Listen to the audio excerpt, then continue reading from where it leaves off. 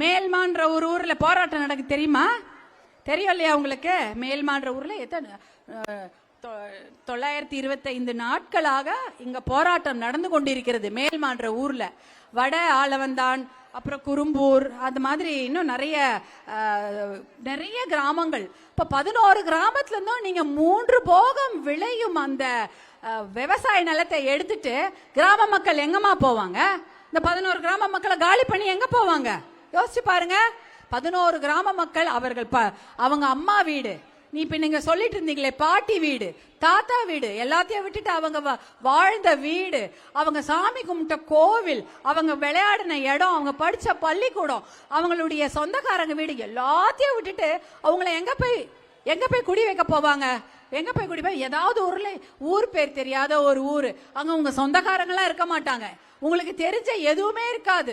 ஒரு புது இடத்துல கொண்டு போய் குடி வைக்கிறதுக்கு முயற்சி பண்ணிட்டு இருக்கிறாங்க. அதை தான் தடுக்க இந்த மேல்மால விவசாயிகள் போராட்டம் செய்து கொண்டிருக்கிறார்கள். அப்பனா குண்டர் சட்டம்னா என்னன்னு தெரியுமா உங்களுக்கு? குண்டர் சட்டம்னா என்ன? குண்டாஸ் ஆக்ட். குண்டா இருக்கிறதுனால போடப்பட்ட சட்டம் இல்ல.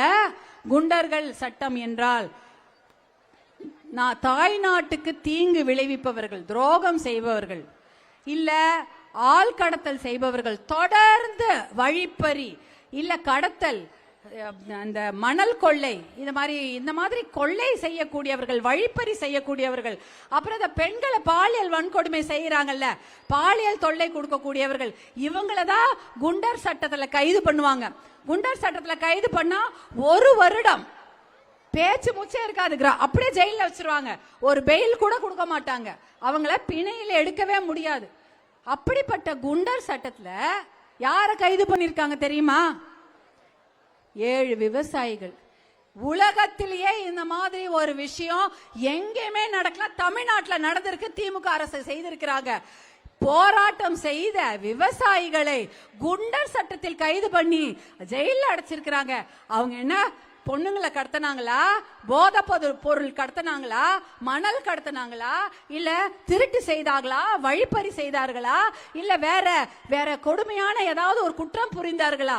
அவர்களுடைய நிலத்தை அவங்க மீட்பதற்காக போராட்டம் செய்த விவசாயிகளை குண்டர் சட்டத்தில் கைது செய்திருக்குது இந்த அரசு.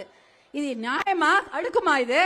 இப்பதான் அவங்கள பெயில் கொடுத்து வெளியில கொண்டு வந்திருக்காங்க. அதுக்கு பாட்டாளி மக்கள் கட்சி மிகப்பெரிய போராட்டத்தை நடத்தி இருந்தாங்க. அதனாலதான் பெயில் கிடைச்சது. யோசிச்சு பாருங்க. இதையெல்லாம் செஞ்சுட்டு உங்களுக்கு ஒரு 1000 ரூபாய் கொடுத்துருவாங்க. இந்த தப்பெல்லாம் செஞ்சுட்டு ஒரு 3000 ரூபாய் கொடுத்து அந்த தப்பெல்லாம் மறைக்க பார்ப்பாங்க.